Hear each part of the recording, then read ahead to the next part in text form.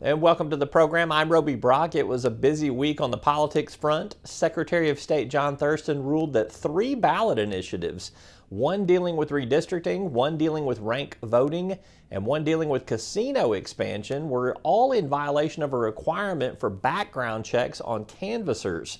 The Supreme Court will get to decide the outcome. Democrats picked their nominee, a controversial one for a special election in House District 12. Former State Representative Jimmy Wilson. And of course, there were several national polls that showed more momentum for Joe Biden versus Donald Trump in the presidential election. I sat down in the River Market studios of KATV with Michael John Gray, chairman of the Democratic Party of Arkansas, and Doyle Webb, chairman of the Republican Party of Arkansas, for, shall we say, a spirited discussion. Let's talk about some of the non-controversial things happening in Arkansas and national politics. Let's begin with House District 12. I'm obviously being funny here. There's plenty of controversy in Arkansas politics right now. Jimmy Wilson, the Democratic nominee for House District 12 in a special election. David Tollett is the Republican nominee. Jimmy Wilson, former state representative, was convicted of a crime, served time, got a pardon from President Clinton. Is he a legal candidate in your estimation?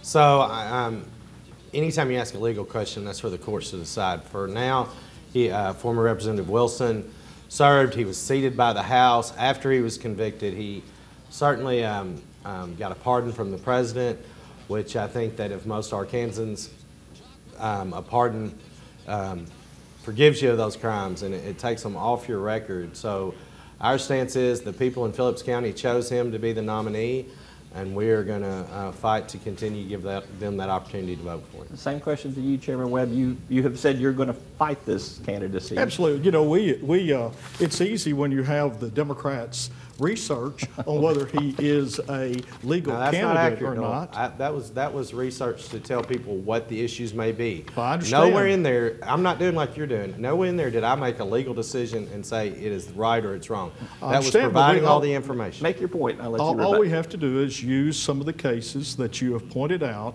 that a pardon does not make you eligible for the ballot.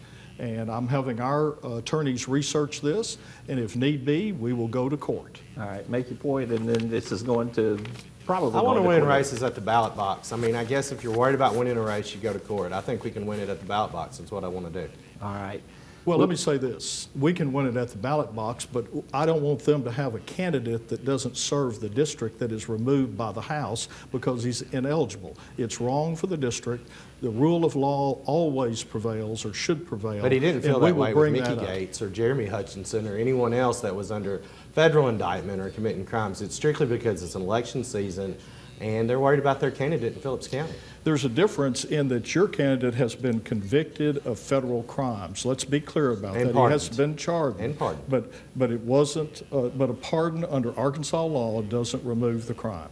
You can serve as a convicted felon in the U.S. Congress, Roby. At some point, we can get into the ridiculousness of it. But if the people in this day and age, with all the information, the people have a right to put there. If you have a right to vote for who's in office, you should have a right to serve. I think you've both made your points, so we're going to let it stand at that. So let's move on to our next topic here. The Secretary of State, John Thurston, actually decided not to count ballot signatures based on the fact that 3 different ballot initiatives that have submitted signatures for consideration did not meet a legal threshold of having background checks properly conducted. Redistricting and rank voting are the 2 that I want to talk about specifically. First of all, I'll come to you, Chairman Webb, on this. Are these measures good public policy, redistricting and rank voting? Well, they're not good public policy. Number one, you don't have individuals who are unaccountable to the public drawing districts. That's the redistricting group, and you don't. You just don't do that. If it's not broke, don't fix it. Republicans have never had the drawing of the district. A Republican legislature has never had the drawing of the district. People complain about gerrymandering. Well, if gerrymandering ever occurred, it occurred under the Democrat control. All right, Chairman Gray. Oh, that's such the political answer. Anytime somebody's in politics, that's the problem. I think that's what everybody watching is tired of politics, because instead of offering solutions or why we don't like something, we figure out whose fault it was. Well, the Democrats are these did good that. public the Republicans did that. They are good public policy. And if the Democrats were doing it wrong, then the Democrats were doing it wrong. It doesn't matter who was doing it. It's good policy. someone living in Brinkley, Arkansas, or Helena, Arkansas, or Camden, Arkansas, ought to be represented. They don't have as much in common with Jonesboro or Fayetteville, but right now in their areas, their representative can get the votes from Jonesboro or Northwest Arkansas, and they're underrepresented. We ought to get it more independently drawn, where considerations of economic and geographic similarities are considered.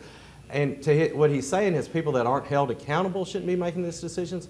Does that mean politicians that don't owe people favors should be making them? It's definitely good public Well, let's policy. be clear.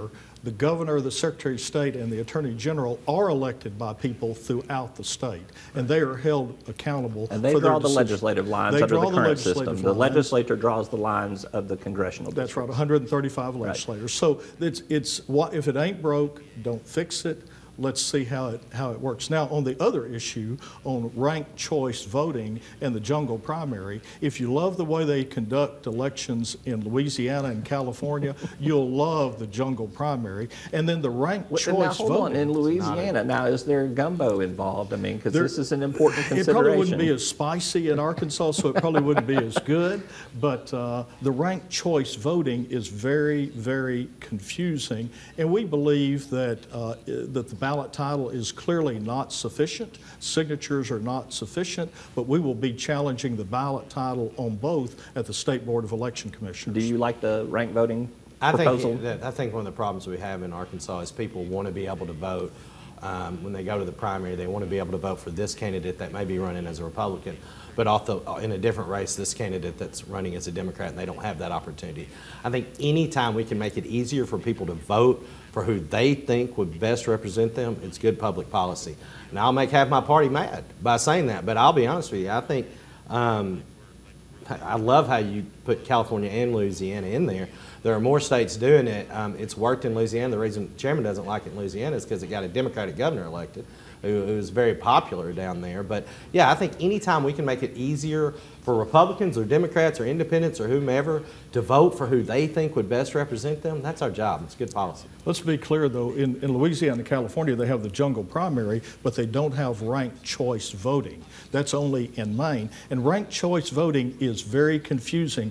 If there's 5 people running for governor, you will vote for all 5 of those, ranking them in your list of preference. Right. And I Top think 4 Arkansas advance to the general election, To the and then general you got to do election. it off the 4, right? They have to do it off the 4, and if no one gets a majority, the bottom one, you look to their second choices, and if someone could potentially get a majority based on that. We believe it could be in violation of the Civil Rights Act, and we will be testing it on that as well. Well, it sounds like a legal challenge is coming. And I just will say, I think that these will probably get restored back to the Secretary of State's office. I'm looking at the interpretation of the law from the Secretary of State, and I've talked to the organizers from all 3 of the different issues, and they assure me that they've got the legal proof to prove that these. I think what you're seeing, though, background I think what checks. you're seeing, it was overreach by the Secretary of State's office. They're citing law that doesn't exist. They're making law. But what I think what you're seeing is that is the party line, is that the Republican Party's against it. John is the first line of defense, and that's what they're doing.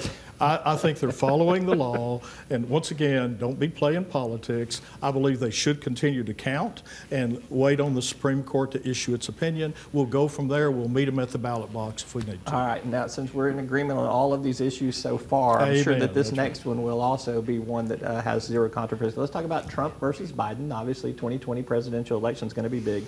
Michael, John, I'll come to you first. Who's going to win Arkansas and who's going to win nationally? Well, I mean, I think that the polls are encouraging that see Vice President Biden close to President Trump here. I think we, barring some major November, October surprise, President Trump wins in Arkansas. Arkansas has traditionally voted Republican, except for when our native son was on the ballot.